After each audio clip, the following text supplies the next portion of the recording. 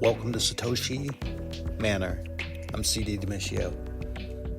Technically, what you're seeing in this video isn't going to be Satoshi Manor. It's a bunch of video that I shot leaving Otaru and Hokkaido and going to Tokyo for a week for a job that ultimately I decided I didn't want. So I didn't take it. And it felt so good. It felt like it opened the door to being me again. Which I hadn't realized I'd closed the door on that, but there it is. So today, I'm just going to talk a little bit about the adventure of living in Japan as a foreigner, because let's face it, every day here brings something new and completely unexpected. Japan is, famous for a lot of things: the culture, the architecture, the contrast between the ancient and the modern, the Bushido code, samurai, the food. I mean, you could go from Tokyo to Hokkaido and eat a completely different meal that has a regional background to it every day. And the food alone could keep you entertained for years. But it's not just about the dishes and the food, or even the people or the places. It's more about the way that they work together. And this learning process is, I don't know how else to describe it beyond it's a journey of discovery. That's what it is. So what's it like being a foreigner in Japan? To put it simply, it's an ongoing education. It's like learning something new every day. You quickly realize how many small things you take for granted wherever it is that you come from, and how many things could be done better where you come from. There's something as simple as ordering a coffee, which can feel like a mini lesson in so many ways. Do you order it hot? Do you order it cold? Do you want it for here? Do you want it to go? These are like normal questions, but they're asked in a different way and in a different context. And the coffee is served in a different way and in a different context. So it's not just about mastering Japanese words. It's also about mastering the unspoken rules, reading the atmosphere, and even interpreting subtle gestures from people that, quite honestly, I wouldn't have noticed when I first got here. And I'm sure that I'm still missing so much. So one of the things that first struck me is how much you pick up simply by being present and observing. A lot of the daily surprises happen in the most mundane places: convenience stores, public transport, or even just when I'm walking down the street. One example would be tissues. Okay, they're like tissues, like Kleenex, we call them.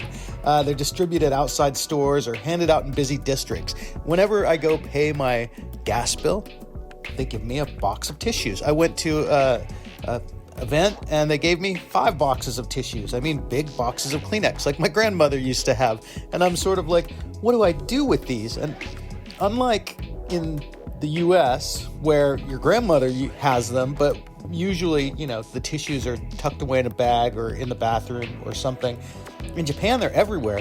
They're tiny, they're portable. In a way, they're acts of kindness. The other day, I spilled coffee, and a woman immediately had a tissue that she was handing to me. I spilled it on myself, by the way, and she was handing me a tissue in the airport.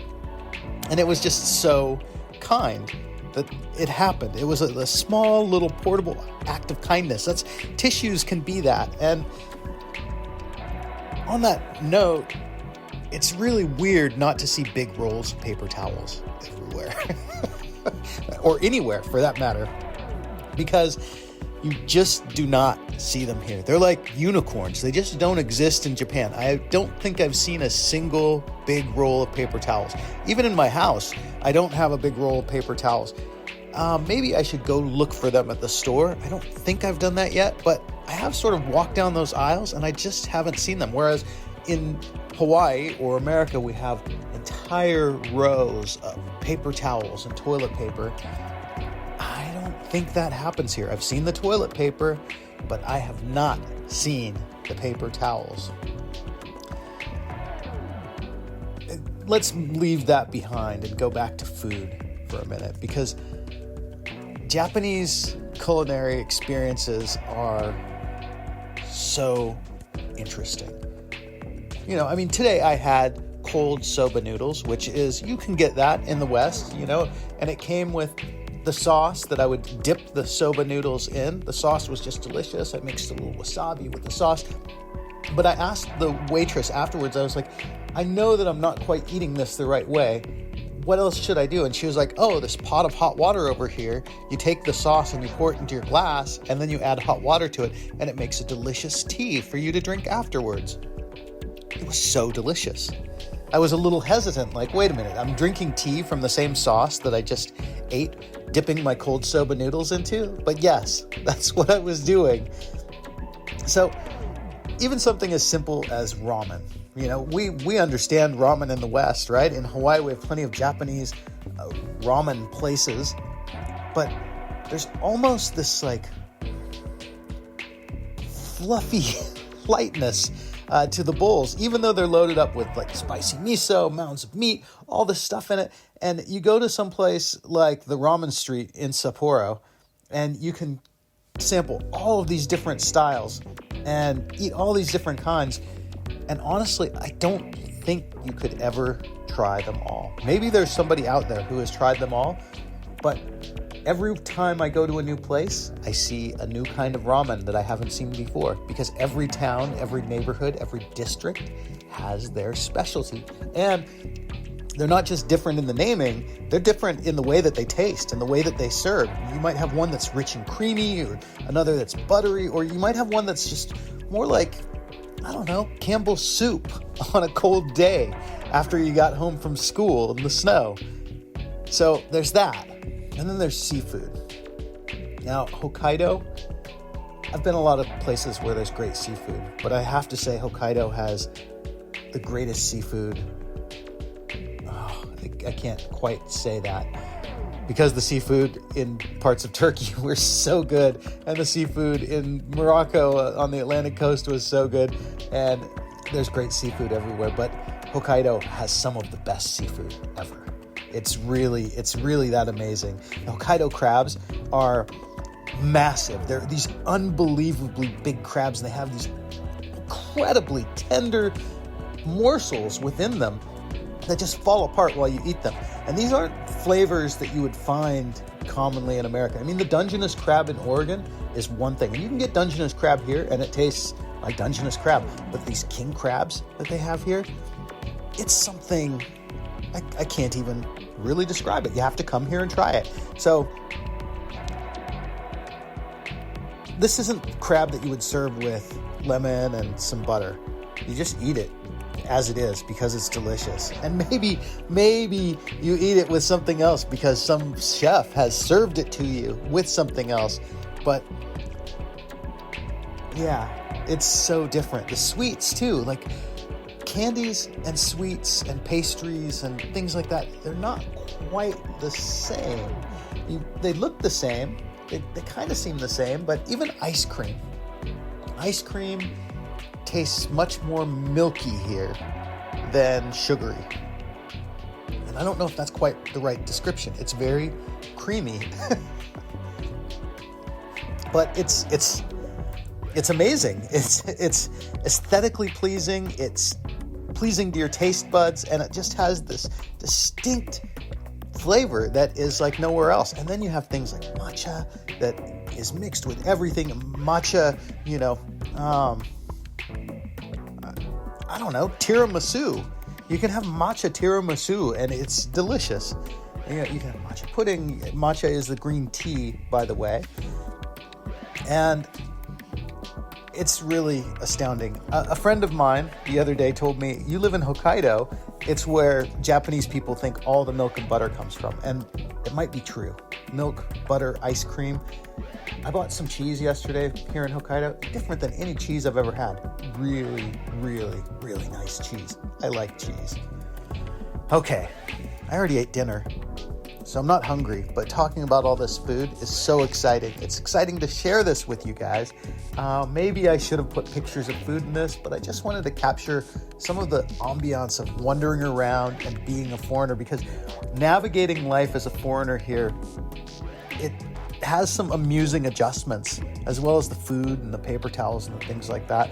The first time that I tried to buy trash bags, it was really an adventure, because they had 5 different kinds, maybe more, 10 different kinds, different sizes. You have to buy different liters for what you want to throw away, and they have to be the right color for the sorting.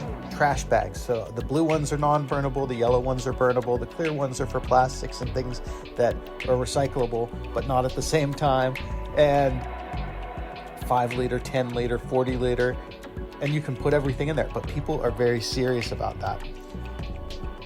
And the language, I know some of you that listen to this stuff, or that see my stuff, you're fluent in Japanese, or you've spoken some Japanese, and there is something really nice about that, because you can understand everything that's here. But I will tell you, not knowing is kind of amazing too, because you become fully immersed in the atmosphere and in really paying attention to the context and the body language cues and things like that.